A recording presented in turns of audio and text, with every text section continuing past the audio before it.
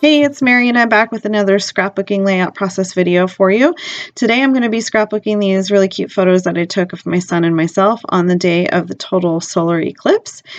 And I grabbed these photos because I really loved the colors in them. And this month we are being challenged to be inspired by art. And so I grabbed this picture, and it's called Gray Squares. It's by Wassily Kandinsky.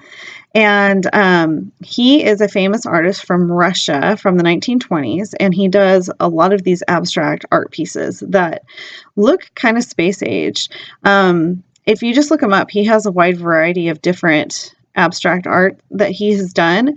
But I really wanted to do something that reminded me of the solar eclipse, and this piece that he did totally reminded me of that. So I'm also being inspired by the watercolor galaxy artwork that people are doing lately. So I'm just taking a bunch of different colors of Shimmerz, and I'm using them as if they were watercolor. First, I'm going to do the smushing technique, and I'm just using a variety of colors that I thought went really well with the photo. And it's going to look really messy, but that's okay because I have a cut file that I'm going to put on top that I showed you to begin with. Now, this cut file I did create on my own. I just put the picture of Kandinsky's painting in my silhouette program and traced it from there. So I'm not selling it, which means that I should be okay with the copyright, but I didn't take every single element from his original painting and put that into my scrap lift, or I guess it would be an art lift.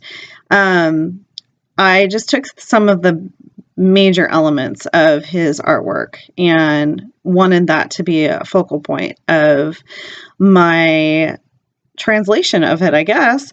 So the watercolor set that I did get while I was in Portland. I went to Collage and got a little goodie bag of stuff for myself and my kiddos. And that was totally fun. And these are pearlescent watercolors. I don't have a darker blue Shimmerz color. I think I'm going to have to invest in that. So I just brought out the pearlescent watercolors and made a darker blue. Now, hold on just a second because I have to go grab a toothbrush. That's what I'm telling you. That's what my fingers are saying. So I took some acrytones in the white color and watered it down a little bit. And then I'm taking my toothbrush and putting the paint on there and then just kind of spritzing it on. And this is what really makes the galaxy come to life. And once you put that cut file over it, it definitely looks like a galaxy.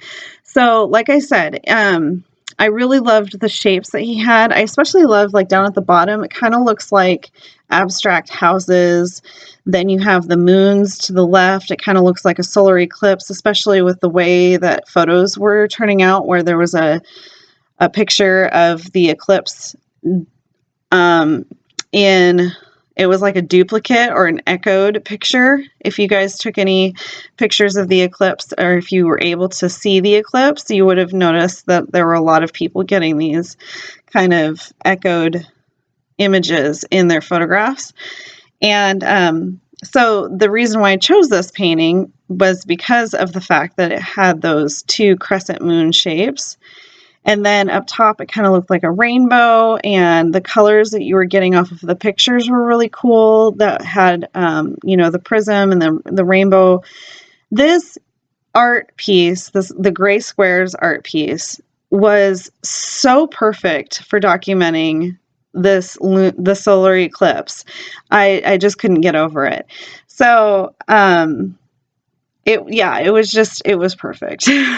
I don't know if I could have picked something any better, but it was really hard for me to figure out what else to do after I got done with this. I couldn't really figure out what else to do. So what you saw me doing was just popping everything up on foam and to give everything a dimension, and that way you could see kind of a shadow effect between the galaxy print and the white cut file, or the white cutout.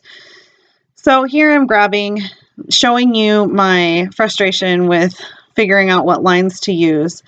So at first I had grabbed some Pink Fresh Studio from the Dream On collection. Then I had grabbed Moonstruck, which I thought would go really, really well, right? Because it's all about a lunar and solar stuff. But then I remembered I had this Shimmerz cloud paper from her Little by Little collection. And once I put it next to the watercolor galaxy that I had done for the background, the colors went perfectly. And I knew immediately that I was going to take it in this kind of cloud-like direction.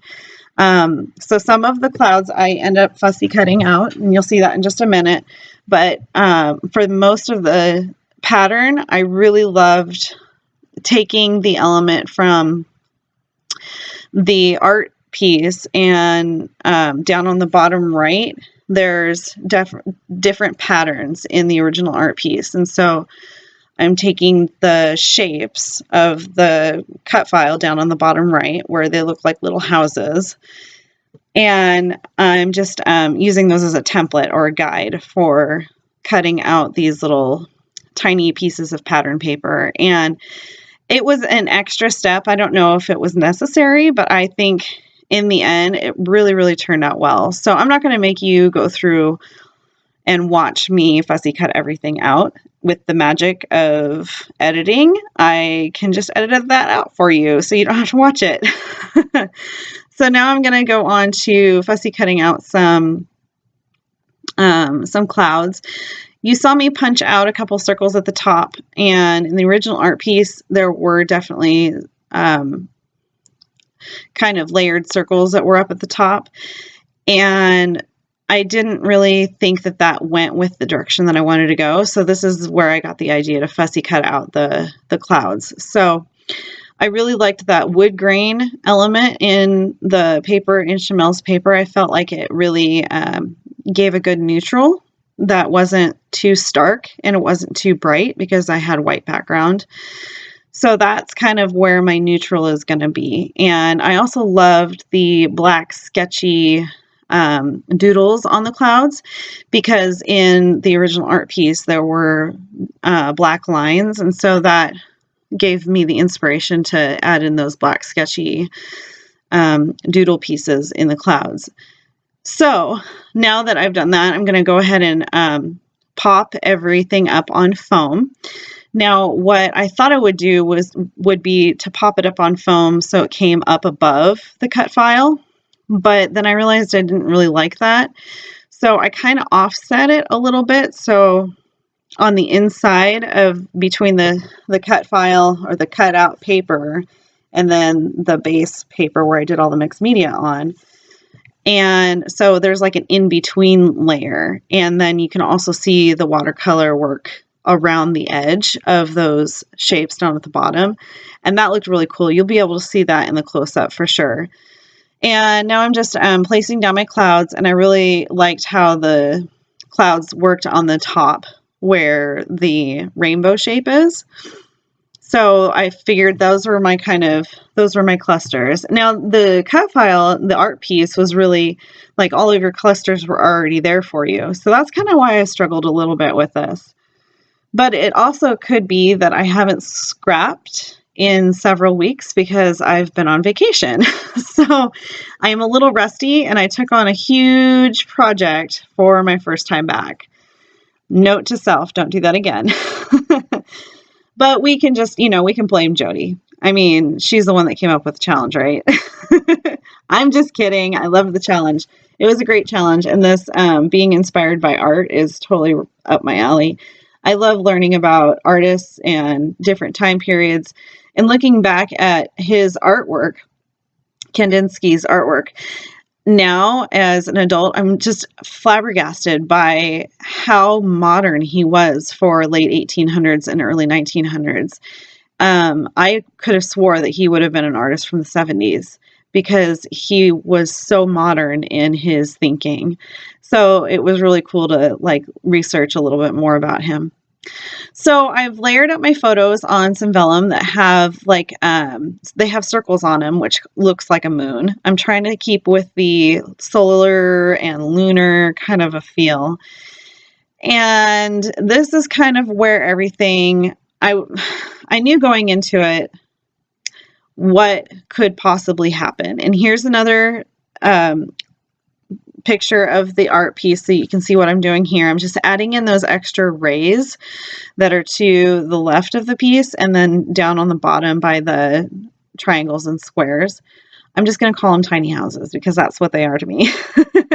We were at my my cousin's house in Portland, and it was so much fun just to be with her at her house and hang out in the backyard. And so the houses were kind of, you know, what made me think of because of our experience. But anyway, everything kind of went wrong, and I threw Rosie Marie. I have a temper, you guys. Especially lately, like everything right now seems to be so uncertain in my own personal life.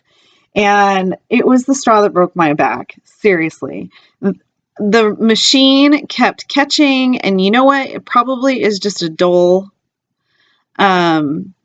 needle, but I had to sew over those things like 5 times. And I finally ended up getting my big sewing machine out, like the one that I use for fabric and quilting and stuff and fixing jeans. So I knew that one would work.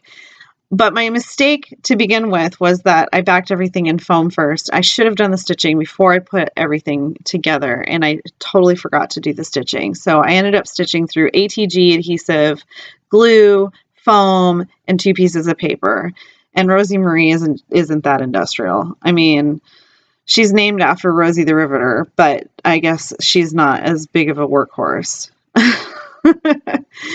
Anyway, I ended up using sequins from the Lisa's Starry Night mix, and I just used the stars, the silver stars from that. I didn't use any of the blue or the yellow.